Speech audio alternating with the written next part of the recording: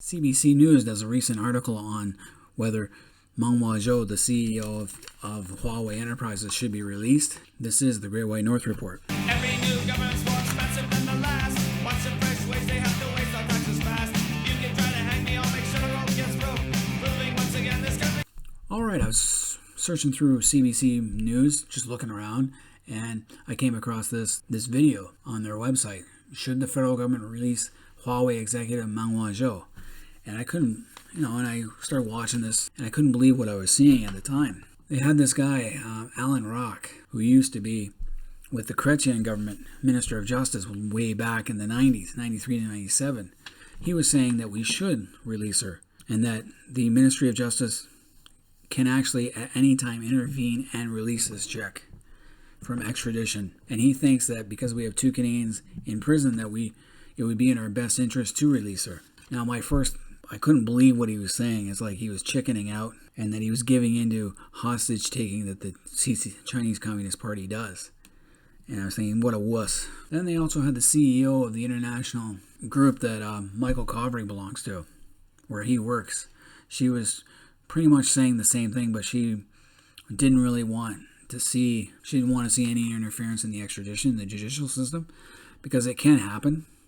At any time, the Minister of Justice can step in and say it's over and just send her home, which will look really bad if you think about it. Now, the Minister of Justice is going to wait. He's going to wait until the last possible minute to make a decision. He's going to see what the court comes up with, because, hey, she might actually beat this in court. And then we can say we didn't interfere. The government can. But he has to look at what's in Canada's best interest. Do the United States angry at us, or do we get the Chinese Communist Party angry at us? Now, the United States isn't going to really do much if we anger them, but it will definitely mean we're unreliable as an ally, as a partner, and it'll make extradition much harder if we want someone from the States. Well, China seems to go with the hostage taking to pressure us economically and politically. So I'm not really a big fan of letting this chick go. I'm for all send. If we can interfere, hey, interfere now and send her off to the States and get it over with. There are other ways we can get our Canadians back. The other thing I found interesting after listening to this whole article, the whole 36 minutes of this, there were other people they interviewed at the end, but I'm not going to get into all of it, is that CBC turned their comments off because they know that most Canadians are pissed off as all hell at this and do not want us to cave in. They don't want us to cave into the Chinese Communist Party, and our public opinion about China is at an all-time low. So I don't know why CBC doesn't have the balls to put their comments back on. So anyway, here's the extradition treaty they were talking about. 23.3, withdrawal of the authority to proceed. The minister may at any time withdraw the authority to proceed, and if the minister does so, the court shall discharge the person and set aside any order made respecting their judicial interim release or detention. This doesn't happen that often. Usually it happens if there's a death penalty involved. Meng Wanzhou is not going to get the death penalty. If she gets extradited to the States, she's going to have to go to trial. She'll basically just pay a fine. She's not going to go to jail. She'll have a choice of either a prison term or a fine. The company will get a fine. It'll be a big slap in the face to the Huawei itself, and they'll lose a lot. So that's what it is. The Canadian government is trying to sit on the fence on this. Trudeau doesn't want to make a decision, neither does the Justice Department. They want to wait until the last possible minute and then make a decision. They want to see, I think they're also waiting to see who wins the next presidential election. If Trump wins, it'll hurt them more to send this chick back to China. If Biden wins, they'll cut a deal, because Biden is pretty corrupt and he has connections in China. He's pretty buddy-buddy with some of them. And then we got China claims Canada has double standards with interfering in the Kovrig Spavor case, because we've had our allies speak up for us. Our allies are speaking up for us, and then we're going to send this chick back and stab them in the back? No, come on. Allan Rock should be ashamed of himself. The Chinese Foreign Ministry spokesperson Zhao Lijin is accusing the countries of trying to interfere with China's Justice Department. Yeah, the conviction rate of 99.9%. We all know that the only reason they arrested the two Michaels was because of the arrest of Meng Wanzhou. It's obvious, and they can say all they want. We all know what's true. So Trudeau thanked Pompeo and nations that recently denounced China's treatment of the two men, saying it was important for like-minded nations to show solidarity. So again, Trudeau's thanking our allies, and if we go around and send this chick back home, it's going to look so bad that people can't trust us.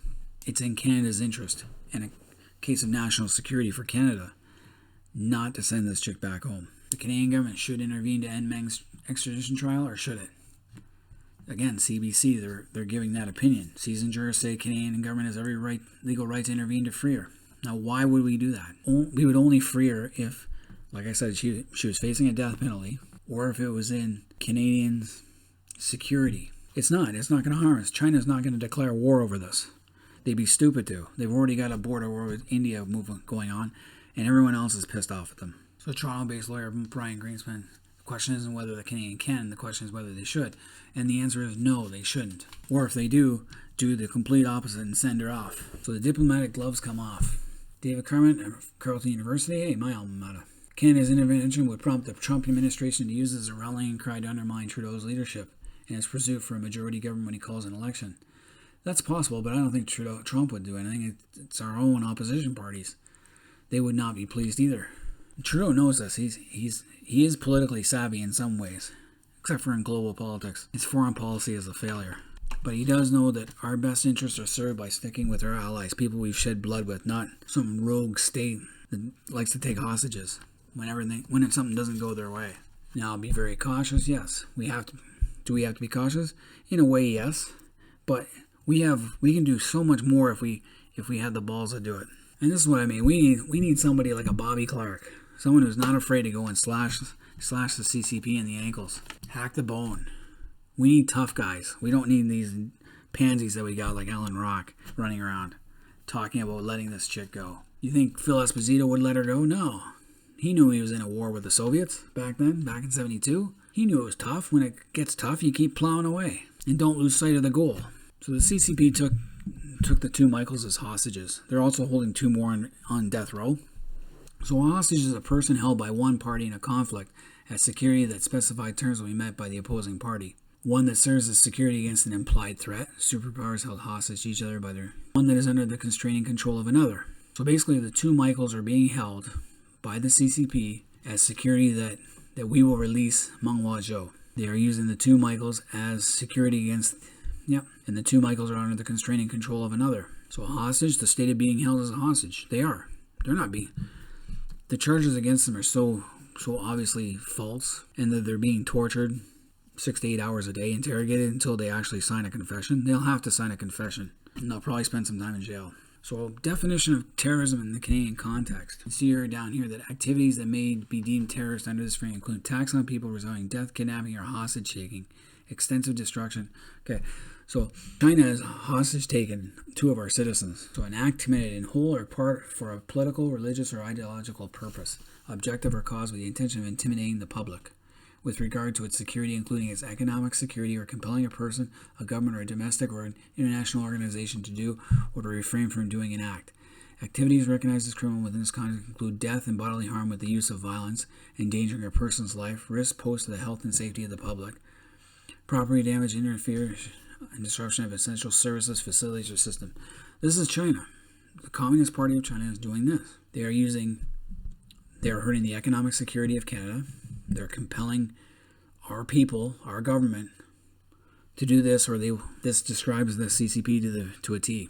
So I found this call for official recognition of the Chinese Communist Party as a terrorist organization. This is what I came up with myself too. This is the logical conclusion. Canada could easily give the CCP official recognition in Canada as a terrorist organization, and it wouldn't be far from the truth. Just go ask the Uyghurs in Xinjiang province, Falun Gong, Christians, Hong Kongers, and that would definitely throw them for a loop. Hey, we can also take away recognition of the Communist Party of China as the ruling government of China and give it back to the government in Taiwan, which is technically part of China, according to the China principle.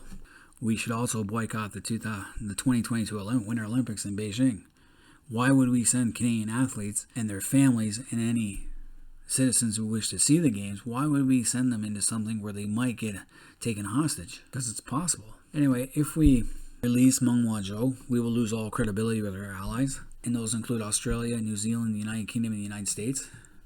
We have shed blood with all four of those nations in 2 world wars, as well as Korea, and countless other little peacekeeping missions that we've done over the years. And what is the Chinese Communist Party ever given us? Other than a boatload of money to bribe us. Makes me wonder if Allan Rock has taken Chinese money. Anyway, that's all I got for that. I'd like to know what other Canadians think, what we should do. What can we do? Should we let this stupid chick go? I, for one, am all for sending her off to prison and repossessing her $1 million mansions in Vancouver. But anyway, let me know what you guys think. Until next time, this is the Great White North Report. I'm out of here.